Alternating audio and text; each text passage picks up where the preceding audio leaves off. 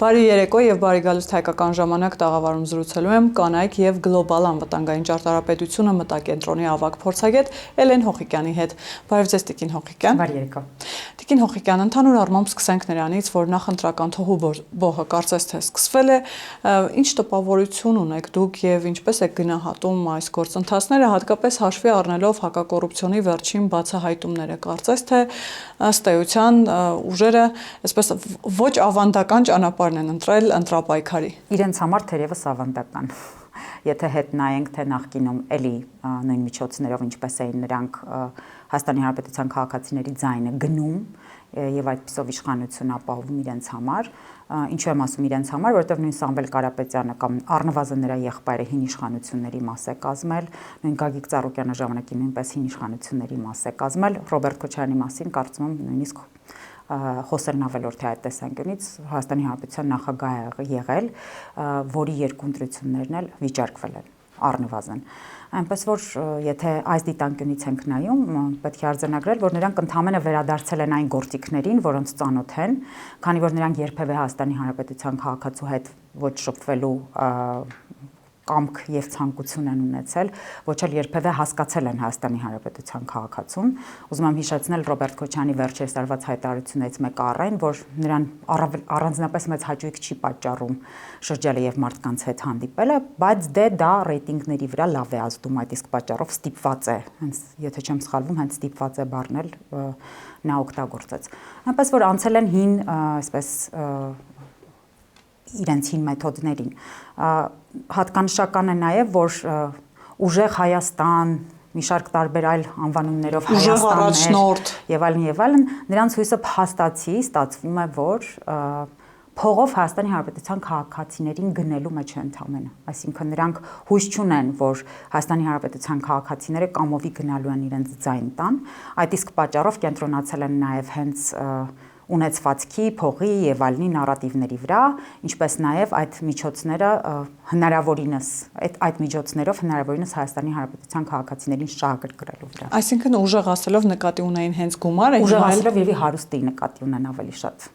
Իսկ կամահրական վերաբերմունք չէ, երբ պարբերաբար նշում են այն մասին, որ իրենք հարուստ են, իրենք կուշտ են, այս իշխանությունը գալով հարստանալու խնդիր չի դնելու իր առաջ, որովհետև արդեն իսկ հարուստ է, կուշտ է։ Սա ինչ վերաբերմունք է քաղաքացու հանդեպ։ Այսինքն դա առնվազն վիրավորական չէ քաղաքացիների մի ստվար զանգվածի համար, որոնք օրինակ օլիգարխ չեն եւ նման գումարներ չունեն։ Քանի որ նրանք շատ են սիրում արժանապատվությունից խոսել, պարզապես նշեմ, որ արժանապատիվ ցանկացած քաղաքացու համար, բնակչի համար, անգամ ոչ քաղաքացու համար առնվազն վիրավորական պիտի լինի, բայց եթե կան մարդիկ, ում համար վիրավորական չէ եւ պատրաստ են գնալ եւ իրենց ձայնը տալ այս քաղաքական ուժերին, ուրեմն թերևս, ինչ ասեմ, արժանի կլինեն, եթե հանկարծ այնպիսի մի իրավիճակ ստեղծվի, ինչին չեմ հավատում, անկեղծ եթե գտնվեմ, այնպիսի իրավիճակ ստեղծվի, որ նրանք կարողանան հաղթահարել շեմը ավելին անցնել այդ 50%-ով իշխանության գալ, կոլեկտիվ իշխանության գալ, որտեղ ես չեմ կարծում, որ այս ուժերից որևիցե մեկը առասարակ ունի հնարավորություն ինչ-որ մեծ տոկոսներով ձայն հավաքել։ Ուրեմն թերևս արժանի ենք դրան, բայց ես չեմ կարծում, որ Հայաստանի Հանրապետության քաղաքացին անցնելով այն ամենի միջով, ինչով մենք ենք անցել, այն դժվարությունների դժոխքի, ես կասեի, հետ պատերազմյան շրջանի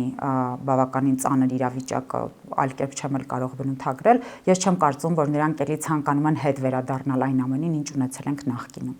Իդեպ ըստ Գելափի վերջին հարցումների, կներեք, Գելափի վերջին հարցումները նրա մասին են, որ կոլեկտիվ, ինչպես ասացիք, բոլոր այդ 3 ընդդիմադիր ուժերը միասին ավելի շատ ձայներ են ունենալու, քան քաղաքացիական պայմանագիրը, եւ սա առնվազն ակնարկ չէ, օրինակ Գյումրու սցենարի մասին, ինչի մասին խոսվում է այսքան ժամանակ։ Գելափի 2021 թվականի հարցումներն եմ ուզում հիշեցնել։ Ըստ այդ հարցումների, եթե ճիշտ եմ հիշում, Ռոբերտ Քոչարյանի քաղաքական ուժը շատ ավելի ձայներ հավաքում, քան Նիկոլ Փաշինյանի քաղաքական ուժը քաղաքացիական պայմանագիրը, նույնը նաև Գագիկ Ծառուկյանի եւ Պատիվ ունեմի հետ կապված, բայց եղավ այն ինչ եղավ։ Պատիվ ունեմը անգամ չհաղթահարեց այդ շեմը, նրանք անցկացրեցին ազգային ժողովուրդ, ստիպված էին, քանզի սահմանադրությամբ նախատեսվում է առնվազն 3 քաղաքական ուժ ունենալ ազգային ժողովում։ Այնպես որ եթե իրենց հույսը Գելափն է, ուրեմն կարծում եմ մենք անհանգստանալու ոչինչ չպիտի որ ունենանք այդ իմաստով։ Եվ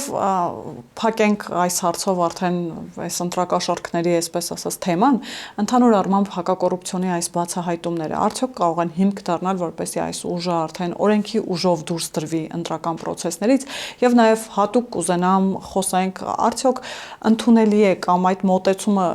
հասկանում եմ, որ ընդունելի չի, բայց այդ հստակ ընդգծված մոտեցումը քաղաքացու արժանապատվության նվաստացումը, երբ խոսակցությունները, որոնք երբեմն եթերային էլ չեն, որպեսզի դրանք ցիտենք, բայց մեկ շալվար, մեկ բլուզ, գազի գին, շունշանգյալ, ինչպես հասկանալ նաև այս մոտեցումը, այս վերաբերմունքը սեփական էլեկտորատին, Հայաստանի Հանրապետության քաղաքացիներին, մենք տեսնում ենք, թե նաև իրենք ինչպես են վերաբերվում, ինչպես են հայհոյախառը բառապաշարով խոսում սեփական էլեկտորատի հետ, որոնցից ակնկալում են նաև քվե։ Դե կարծում եմ այդ էլեկտորատը, որից նրանք քվե են ակնկալում գումարի դիմաց, համարժեք կերպով կպատասխանի, այնպես ինչպես ժամանակին Ռոբերտ Քոչարյանն էր ակնկալում, որ 40+% ձայն պիտի ստանա 2021 թվականին, բայց 20-21%-ի վրա կանգ առան։ Այնպես որ կարծում եմ նրանք ինչպես եւ միշտ թերագնահատում են Հայաստանի Հանրապետության քաղաքացուն, վերաբերվելով այսպես վերևից, իսկ Հայաստանի Հանրապետության քաղաքացին կարծում եմ լավագույն պատասխանը, որ նմանատիպ վերաբերմունքի դիմաց կարող է տալ, առնվազն գնալ եւ իր ձայնը տալ այն քաղաքական ուժերին, որոնց քաղաքական ծրագրերի հետ առնվազն նա համակարծիք է եւ որոնք ոչ թե պարզապես դատարկ խոստումներ են տալիս, այլ փորձով են ապացուցել կամ առնվազն ավելի իրատեսական են մոտենում այն քաղաքական օրակարգերին եւ խնդիրներին, որոնց առջեւ այսօր կանգնած է Հայաստանի Հանրապետությունը։ Տիկին Հողիկյան, մեկ այլ խնդիր էլ կա, որ վերջին շրջանում մենք չենք տեսնում ծրագրերի շուրջ դիսկուս, բանավեճ, քննարկումներ, այսինքն ոչ թե ամենատարբեր քաղաքական ուժեր իրենց ծրագրերն են ներկայացնում, այլ կարծես թե բանավեճը կամ դիսկուսը տեղափոխվել է այլ դաշտ, շատ ավելի անձնական դաշտ, ցավոք, բայց այնուամենայնիվ ինչպես պիտի նաև կողմնորոշվի միջին վիճակագրական քաղաքացին, այսպես ժողովրդական լեզվով ասած թացը չորից տարբերի, երբ օրինակ մեդիա դաշտում օրվա ընթացքում ամենատարբեր լուրեր են հայտնվում այն մասին, որ Հայաստան են գալու 300,000 ադրբեջանցիներ վերաբնակեցվելու, ինչը հերկվում է րոպեների ընթացքում, բայց այնուամենայնիվ 2 օր առաջ խոսվեց այն մասին, որ սահմանազատման արդյունքում հանձնվել է Լոռու մարզի Ջիլիզա գյուղը, կրկին րոպեների ընթացքում հերկվեց, բայց մինչև հիմա այդ լուրերը պտտվում են դաշտում։ Հասկանանք ինչպես պիտի նաև այս մեդիա մանիպուլյացիայի պայմաններում եւ նաեւ գիտեք քիչ չեն այն թեզերը, երբ հակադրում են ընտրեք գուբերնիական վիլայետ, այնքան շատ են, այսինքն դրա բաղադրիչները, հիմա ինչպես պիտի միջին վիճակագրական քաղաքացին թացը չորից տարբերի եւ իր համար ինչը պիտի ցուցիչ դառնա։ Արձանագրենք մի քանի բան, այս ամենը պետք է դիտարկել Հայաստանի Հանրապետության դեմ մղվող հիբրիդային պատերազմի, հիբրիդային գրոհների համատեքստում։ Միանշանակ է բոլորս էլ առնվազն համոզվել ենք նրանում, որ վերջին առնվազն 1 տարվա ընթացքում բավականին հաճախակի են դարձել ապատեղեկատվության այն արշավները, որոնք իրականացվել են Հայաստանի Հանրապետության դեմ, այս ամենը ընդհանրապես մի նպատակ ունի Հայաստանի Հանրապետության քաղաքացուն, այսպես կոտրել նրա մեջ վստահությունը վաղվա օրվա նկատմամբ, եթե կարող եմ այդպես ասել, այսինքն անընդհատ կրկնվող սուտը, եթե մի բանը հաճախ է կրկնվում, ապա ի վերջո շատերի մոտ նստվածք է տալիս եւ երբեմն դառնում է այսպես այն դեֆոլտին համարժեք մի բան։ Օրինակները բազմաթիվ են, առնվազն 2-ը բերեմ, օրինակ նույն 5000 զոհերի թիվը, բարբերաբար կրկնվող։ Շատ լավ գիտենք, որ պաշտոնական հրապարակված թիվը 44-օրյա պատերազմի զոհերի 3800-ին է մոտ, հիմա ինքս էլ չեմ հիշում հստակ թիվը, բայց այնուամենայնիվ 3800-ը, եթե չեմ սխալվում, չի անցնում։ Բայց վերջին 6 տարիների ընթացքում մենք բարբերաբար լսում ենք 5000 թիվը, որովհետև երևի թե ընդդիմադիրների պատկերացմամբ 5000-ը շատ ավելի լավ է հնչում։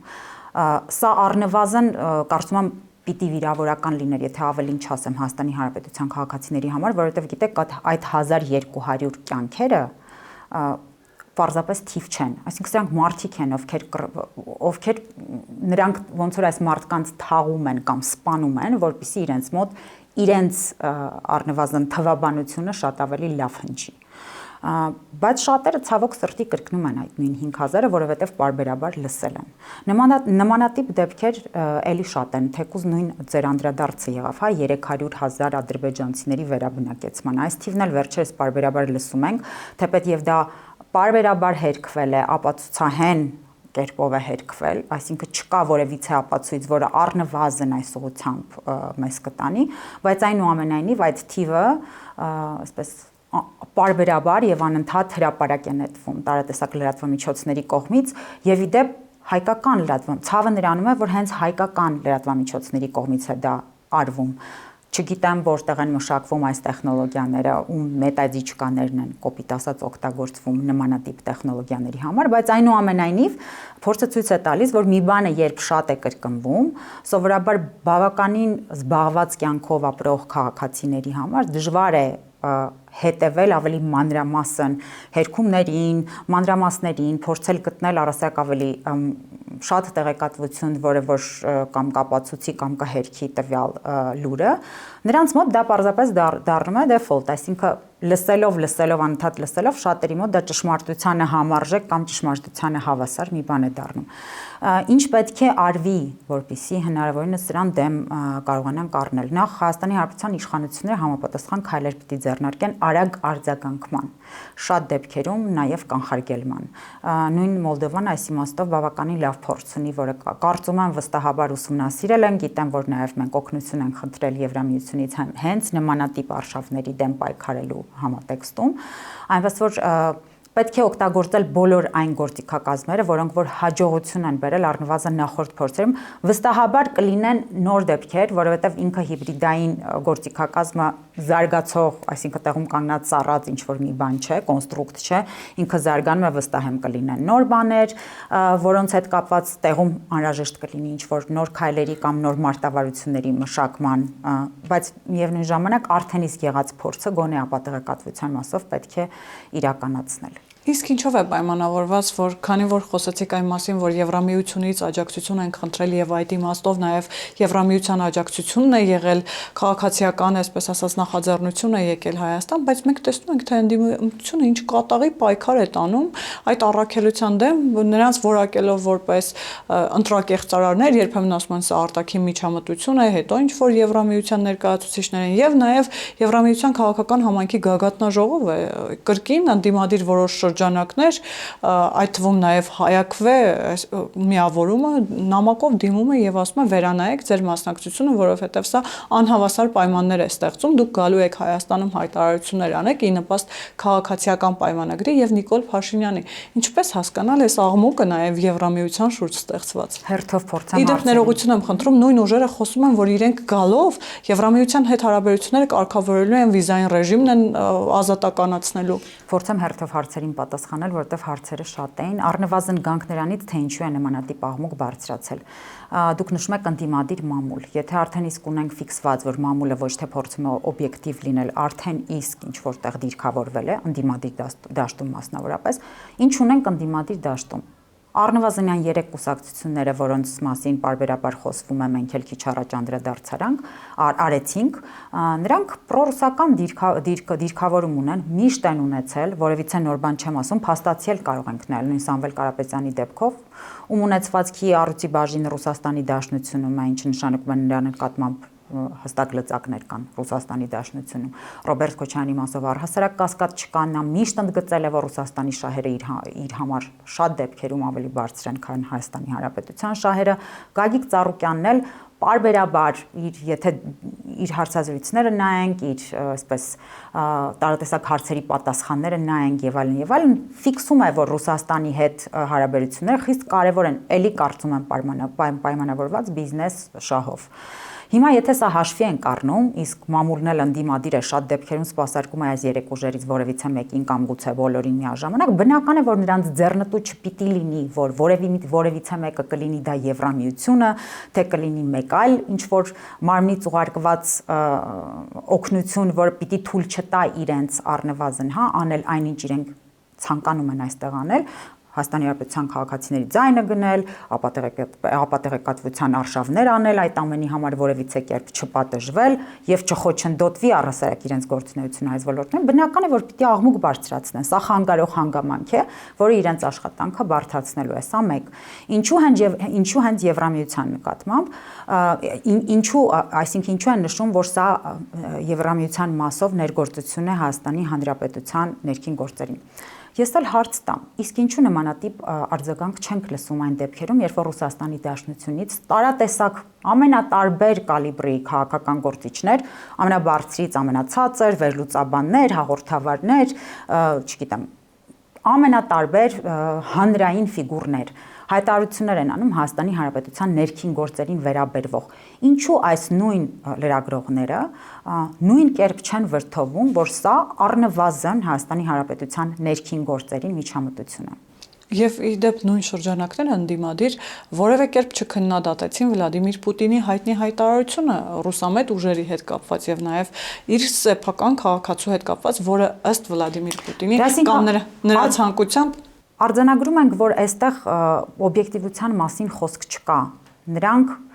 փաստացի նախընտրում են տեսնել այս կողմը, որովհետև իրենց սա ձեռնտու է, այսինքն ձեռնտու է, որպեսզի Ռուսաստանի տարատեսակ պաշտոնյաներ անեն հայտարարություններ, որոնք իրենց կօգնեն այստեղ իրենց թեզերը առաջ տանելու։ Ես անգամ չեմ զարմանա, եթե ստացվի, որ այնտեղից նրանք ստանում են նաև հրահանգավորումներ կամ մետադիչկայով հստակ ինչ-որ կարգավորումներ են ստանում, թե ինչպես պիտի գործեն տարբեր ուղղություններով, բայց երբ որ նմանատիպ, ասենք, հայտարարություններ են հնչում Եվրամիությունից, դա հանկարծ դառնում է Հայաստանի ներքին գործերին միջամտություն։ Եվ ինչպես հասկանալ նաև Ռոսպետրազորի վերջին արգելափակումները ջերմուկի 1.1 միլիոն շշի վաճառք է արգելվել։ Սա հասկանանք իսկապես ինչ որ խախտումների հետ են կապված Տիկին Հողիկյան, թե ինչպես եւ խոստացվել էր ճակերտավոր ասած, ընտրություններից առաջ լինելու են որոշակի, այսպես ասած, տնտեսական սանկցիաներ։ Իդեպ դրա մասին անձամբ հայտարարել է Սամվել Կարապետյանը, որ եթե այս ուժը վերընտրվի, տնտեսական պատերազմ է հայտարարվում Ռուսաստանին, ինչպես հասկանալ այս ամենը։ Հերթով նայենք փաստերին։ Պուտինը նման հայտարարություն արեց հենց անմիջապես Փաշինյանի հետ հանդիպման համատեքստում, ճիշտ է։ Նա նշեց, որ իրենք ցանկություն ունեն, որպեսզի ռուսամետ ուժերին որևիցե կերպ Հայաստանում չխոչընդոտեն, այսպես իրենց գործունեությունը իրականացնելու։ Սա հիշում ենք իբրև փաստ։ Հետո նայում ենք, թե ինչ հայտարարություններով են հանդես գալիս Հայաստանի Հանրապետությունում ամենատարբեր կալիբրի ընդդիմադիր գործիչներ, այդ թվում նաև Սամվել Կարապետյան, ու հետո տեսնում ենք, թե ինչ ունենք արդյունքում։ Սա նույնպես պետք է դիտարկել հիբրիդային պատերազմի, հիբրիդային պայքարի կամ գործիքակազմի համատեքստում։ Ռուսաստանի Դաշնությունը օգտագործել է եւ շարունակում է օգտագործել այն բոլոր գործիքները, ճնշման լծակները, որոնք որ նա ունի Հայաստանի Հանրապետության դեմ։ Իսկ բոլորիս հայտնի պատճառներով դեռ բավականին վաղուց ամենաթերևս ազդեցիկ լծակներից մեկը տնտեսական լծակն է։ Այսինքն սրա միջոցով Ռուսաստանի Դաշնությունը փորձում է ստիպել Հայաստանի Հանրապետության գործարարներին, որպեսզի նրանք ճնշում գործադրեն Հայաստանի Հանրապետության իշխանությունների վրա, որպեսզի նրանք որոշակի զիջումների գնան առնվազն կամ պարզապես ցույց տալ, որ եթե իրենց ցանկացած նախընտրած տեխնացուն չընտրվի ընտրությունների ժամանակ, գուցե եւ հետագայում նույնպես նմանատիպ խնդիրներ կունենա Հայաստանի Հանրապետությունը կամ առնվազն Հայաստանի քաղաքացի գործարարը Ռուսաստանի Դաշնությունում։ Այն դեպքում, երբ Հայաստանի Հանրապետությունը իդեպ ԵԱՏՄ-ի անդամ պետություն է, պիտի որ նմանատիպ խոչընդոտներ առնվազն չառաջանային։ Բայց սրա հետ կապված Ալեն Սիմոնյանի հայտարարությունն եմ ուզում նաև հիշեցնել, երբ նա նշեց, որ երբ նման սպառնալիքներ են հնչում, թե ինչ տարատեսակ սանկցիաներով կարող են Հայաստանի Հանրապետության դեմ հանդես գալ Ռուսաստանի Դաշնությունից, մենք էլ ունենք գործիքներ չկիրառված, որոնք կարող ենք միանշանակ կիրառել, կարող ենք մի քանիսը առնվազն նշել այս դեպքում ԵԱՏՄ-ից դուրս գալը, հապկից ի վերջո դուրս գալը, սա արձանագրենք, որ միայն այսպես տնտեսական իբրև ճնշման լծակ չպետք է դիտարկել։ Պատկերացրեք, եթե Հայաստանը դուրս է գալիս այս կառույցներից, սա առաջին հերթին ռեպուտացիոն խնդիր է առաջացնում Ռուսաստանի Դաշնության մոտ, որն առանց դրա էլ ուկրաինական պատերազմից հետո բավականին այսպես վատ դրության մեջ է հայտնվել այն իմաստով, որ նրա սատելիտ պետությունները, որոնք ժամանակին որևիցե կերպ չէին ընդդիմանում Ռուսաստանի Դաշնության տարատեսակ կապրիզներին, այսօր արդեն տարբեր կողմեր են նայում, սկսած Կենտրոնական Ասիայի պետություններից, նույն Ղազախստանը, որ Չինաստանի հետ բավականին այսպես մոտ հարաբերություններ է արդեն ֆիքսել եւ այդ ուղղությամբ է շարժվում մյուս պետությունները Կենտրոնական Ասիայի եւ իդեպ ոչ միայն Չինաստանի հետ, նույն Միացյալ Նահանգների հետ, եթե Ղազախստանի մասով նայենք Եվրամիության հետ եւ այլն, այս ցուցակը բավականին երկար է։ Հիմա պատկերացրեք, եթե այս համատեքստում Հայաստանը իսկապես քայլանի եւ հապկից դուրս գա, եթե անգամ ԵԱՏՄ-ից դուրս չգա։ Ավելին, մենք այստեղ ունենք ռուսական ռազմաբազա, ի վերջո մենք կարող ենք ռուսական ռազմաբազան այստեղից հանելու պահանջով հանդես գալ։ Կարող ենք նույն այդ ներկրումները, որոնք Հայաստանի Հանրապետությունով են գնում, Ռուսաստանի Դաշնություն պայմանավորված պատժամիջոցներով, կարող ենք դրանց հետ կապված քայլեր ձեռնարկել։ Այսինքն այնպես չէ, որ Հայաստանից կախվածություն Ռուսաստանի Դաշնությունը չունի։ Հայաստանն էլ կարող է տարատեսակ քայլերի գնալ։ Այս պահին նախընտրում է չսրել հարաբերությունները, բայց կարծում եմ, եթե իսկապես հասնի այն կետին, որտեղ կզգանք թշնամական ինչ-որ վերաբերմունք Հայաստանի Հանրապետության նկատմամբ, կարծում եմ ստիպված կլինեն տարատեսակ ինչ-որ լծակներ նույնպես կիրառել այս ուղղությամբ ցույց տալու համար, որ մենք էլ կարող ենք, բայց մենք բարեկամաբար ենք վերաբերվում Ռուսաստանի Դաշնությանը եւ չենք ցանկանա հարաբերությունների վատթարացում այս համատեքստով։ Տիկին Հոկիկյան, Ալեն Սիմոնյանը նաև մեկ այլ հայտարարություն արեց երեկ, որ տարածաշրջանում խաղաղությունը հատկապես պետք չէ եւ ձեռնտու չէ Ռուսաստանին, որովհետեւ այդ դեպքում ինքը զրկվում է մոդերատորի դերից եւ սրան զուգահեռ գիտեք, որ նախընտրական տրամաբանության մեջ պատերազմ կամ խաղաղություն այս դիսկուսը կա, նախ կուզենամ մեկնաբանեք, թե արդյոք տեղին է այդ դիսկուսը, թե դա պարզապես շանտաժ է եւ վախեցնելու միջոց է, որովհետեւ մեկ այլ ուժ, նույն ուժեղ Հայաստանը ուժեղները խոստանում են, որ գալով վերաբանակցելու են եւ երաշխավոր են ներգրավելու եւ այդ երաշխավորը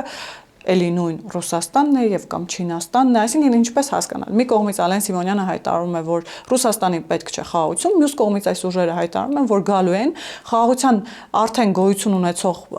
բանակցված փաստաթուղթը վերաբանակցեն եւ այնտեղ ավելացնեն երաշխավոր։ Հիմա հերթով ձեր հարցերին կրկին փորձեմ պատասխանել։ Ռուսաստանի Դաշնության դաշնակիցը տարածաշրջանում միշտ էլ կոնֆլիկտն է եղել, որովհետև միայն կոնֆլիկտի միջոցով է, որ նա կարողացել է ճնշում գործադրել կամ առնվազն կառավարել իր հարաբերությունները տարածաշրջանի երկրների հետ, տվյալ պարագայում առանձնացնենք նույն Ադրբեջանին եւ Հայաստանի Հանրապետությունը։ Եթե Ադրբեջանի վրա այսօր ճնշման լծակները շատ ավելի քիչ են, քան Հայաստանի վրա, այդ իսկ պատճառով Ադրբեջանի նկատմամբ կարծում եմ դուք էլ նկատել եք շատ հաճախ տարբեր հայտարարությունների ֆոնին, տարբեր գործողությունների ֆոնին Ադրբեջանի կողմից երբևէ այսպես ինչ որ վրթովված հայտարարություններ չենք լսում ռուսական կողմից։ Հայաստանի ամենափոքր իսկ ինչ որ քայլը արժանանում է ռուսական տարատեսակ քաղաքական գործիչների վերլուծաբանների բավականին կոպիտ գնահատականների։ Նախարձանագրենք, որ սա ունի շատ խորքային պատճառներ, ի տարբերություն ադրբեջանական սփյուռքի Ռուսաստանում բնակվող, ում չեն կարողանում որևիցե կերպ օգտագործել Ադրբեջանի դեմ, վստահ եմ հիշում եք նախորդ տարվա ընթացքում լարվածությունը հասավ իր պիկին, Ադրբեջանի այնտեղի համայնքի ներկայացուցիչներից շատերին մեղադրանքներ ներկայացվեցին, ձերբակալեցին եւ այլն, բայց ես չեմ հիշում գոնե մի դեպք, երբ ադրբեջանցի որևիցե մեկը Ռուսաստանում բնակվող Ադրբեջանի դեմ ինչ որ մի հայտարարությամբ հանդես գա։ Այնինչ Հայաստանի Հանրապետության այն քաղաքացիները կամ Հայաստանի Հանրապետության նախկին այն քաղաքացիները, ովքեր Ռուսաստանում են բնակվում, մեր համայնքի ներկայացուցիչները այնտեղ պատրաստական կերպով ամենատարբեր առիթներով հանդես են գալիս հայտարարություններով, գործողություններով եւ այլներով Հայաստանի Հանրապետության դեմ։ Այսինքն տվյալ դեպքում այդ լծակներից մեկը նույն հիբրիդային պայքարում կիրառվող դարձել է մեր սփյուռքը, ցավով եմ սա նշում։ Ի տարբերություն նույն Ադրբեջանի, որի դեպքում նրանք չկարողացան այդ գործիքը որևիցե կերպ կիրառել, այսինքն նրանք ոչ դրսից, ոչ ներսից նույն սփյուռքին չեն կարողանում օգտագործել։ Եվս մի առանձնահատկություն։ Ի տարբերություն Ադրբեջանի, Հայաստանը դեմոկրատական է, եւ եթե անգամ նման որակավորումներ, նման քննադատություններ հնչում են տարատեսակ քաղաքական գործիչների կողմից, դա ներսում առանձնապես մեծ ազդեցություն ունենալ չի կարող։ Այնինչ Ադրբեջանում նկատի ունեմ չի կարող։ Հայաստանի Հանրապետությունը դեմոկրատական է եւ այստեղ նույն ինտերնետային, այսպես տարածքի վրա սոցիալական պլատֆորմներում եւ այլներում արգելքներ որպես այդպեսին չկան, քննարկումներն էլ չեն սահմանափակվում։ Այդ իսկ պատճառով Ռուսաստանում հասկացել են, որ այդ կոպիտ դիսկուրսը կամ կոպիտ գնահատականները կամ կոշտ արտահայտությունները Հայաստանի Հանրապետության իշխանությունների նկատմամբ ինչ որ չափով կարող են այստեղ արձագանք գտնել, այդ ինչի համար նաև բավականին այսպես արդյունավետ կերպով օգտագործում են Ռուսաստանում բնակվող Հայաստանի Հանրապետության բնակիչներին կամ պարզապես հայերին։ Պատերազմ խաղաղություն դիսկուրսին եմ հատկապես ուզում անդրադառնալ։ Պատերազմ խաղաղության դիսկուրսին էլ հենց այս նույն դիտանկյունից պիտի նայենք։ Եկեք նայենք, թե ինչ ունենք գետնի վրա, որովհետեւ պարզապես մերկապարանոց այսպես գնահատականներ չտամ։ Բոլոր 3 այս քաղաքական ուժերը ընդդիմադիր դաշտում գտնվող պրոռուսական դիրքավորում ունեցող նշում են, որ եթե իրենք գան իշխանության, իրենք չեղարկելու են թրիփը, չեն ասում չեղարկելու են, ասում են վերաբանակցելու են, բայց մենք հասկանում ենք, որ եթե դու Միացյալ Նահանգների հետ ունես պայմանավորվածություն հստակ, ստորագրված, եթե դու դա վերաբանակցելու հարց բարձրացրեցիր, դա համարժեք է չեղարկելու։ Նրանք նշում են, որ վերաբանակցելու են խաղաղության պայմանագիրը, որը նախաստորագրված պայմանագիրը վերաբանակցելը արդեն համարժեք է այդ պայմանագրի համաձայնեցված կետերը չեղարկելուն։ Այսինքն ստացվում է, որ փաստացի գետնի վրա նրանք բոլորը արձանագրում են, որ չեղարկելու են այն բոլոր ձեռքբերված պայմանավորվածությունները, որոնք այսօր առկա են Հայաստանի Հանրապետության, Միացյալ Նահանգների եւ Ադրբեջանի միջև։ Ինչը շատ դժվար է եղել իրականում, ինչին շատ դժվար է եղել հասնել։ Ես պարզապես դժոխք բառը հենց այնպես չօգտագործեցի իրականում։ Բոլորը հիշում են պատերազմից հետո այն դժվար ճանապարհը, այն լարվածությունները, այն իրավիճակը, որի միջով մենք բոլորս ենք անցել, որովհետև բոլորս այստեղ ենք եղել, շատ լավ հիշում ենք, թե ինչ օրեր ենք ապրել։ Շատ դեպքերում անգամ ես ավելին ասեմ, շատ դեպքերում թերևս անիրականանալի թվացող պայմաններով ենք կարողացել եւ թրիփի հետ կապված համաձայնություններ ձեռք բերել եւ Ադրբեջանին ի վերջո ստիպել, որ գա բանակցային սեղանի մոտ եւ նախաստորագրի խաղաղության պայմանագիրը։ Հիմա եթե նրանք ասում են, որ նրանք այս պայմանավորվածությունները չեն իրականացնելու, արդյոք դա չի նշանակում, որ սա պատերազմի է բերելու։ Ինչու եմ սա նշում։ Հիշեցնեմ, Ալիևը մինչ առաստաղ ինչ որ բան կպայմանավորվեին խաղաղության պայմանագրի շուրջ, անգամներ է նշել, որ եթե մենք պայմանավորվածությունների միջոցով նրանց չտանք այսպես կոչված Զանգեզուրի միջանցքը, նրանք դա ուժով են խլելու։ Ես հորդորում եմ, թող մեզ լսողները, հեռուստադիտողները փնտրեն, գտնեն Ալիևի այդ հայտարարությունները։ Հիշեցնեմ նաև, որ Դոնալդ Թրամփն էլ իր հանդիպումներից մեկի ժամանակ պարզապես խոսակցության ժամանակ նշեց, որ Հայաստանի եւ Ադրբեջանի միջև պայմանավորվածության գալու համար նա սպառնացել է 200% տարիֆներով, որպեսզի բանակցությունների սեղանի մոտ բերի կողմեն։ Ես ուզում եմ արձանագրեմ, որ Հայաստանի Հանրապետությունը ինքն էր դիմել այդ նույն պայմանագրի մասով նույն Միացյալ Նահանգներին, այսինքն Հայաստանի Հանրապետությանը սպառնալու կարիք չկար ոչ տարիֆով, ոչ էլ ինչ-որ մի այլ բանով։ Պարզ է, որ այստեղ խոսքը Ադրբեջանի մասն է գնում։ Եվ մենք բոլորս էլ մինչ այդ հիշում ենք, բարբերաբար կրկնել ենք, որ բանակցային սեղանի մոտ միայն Ադրբեջանին կարող է ստիպել վերել Միացյալ Նահանգները այս խաղում, ինչի եւ տեղի է ունեցել։ Այսինքն մենք ունենք մի իրավիճակ, որտեղ հասել ենք նրան պատերազմը պարտվելուց հետո, որ այնուամենայնիվ կարողացել ենք խաղաղության պայմանագրի շուրջ ընդհանուր ինչ-որ հայտարարի գալ պատերազմի հետ Միացյալ Նահանգների միջնորդությամբ։ Հիմա եթե այս ամենը մենք չեղարկում ենք, ըստ էս պատերազմ լինելու է, թե ոչ։ Ու արդյոք հենց դա Ալիևի ուզածը չի։ Ու նաեւ եւս մի հարց, թող մտածեն, այդ պարագայում ում կողմից հանդես կգա Միացյալ Նահանգները։ Եվ արդյոք ինչի մասին են լինելու հունիսի 7-ի ընտրությունները, ինչ երկընտրանք է լինելու, բացի պատերազմ եւ խաղաղություն այս հայտնի դիսկուսից։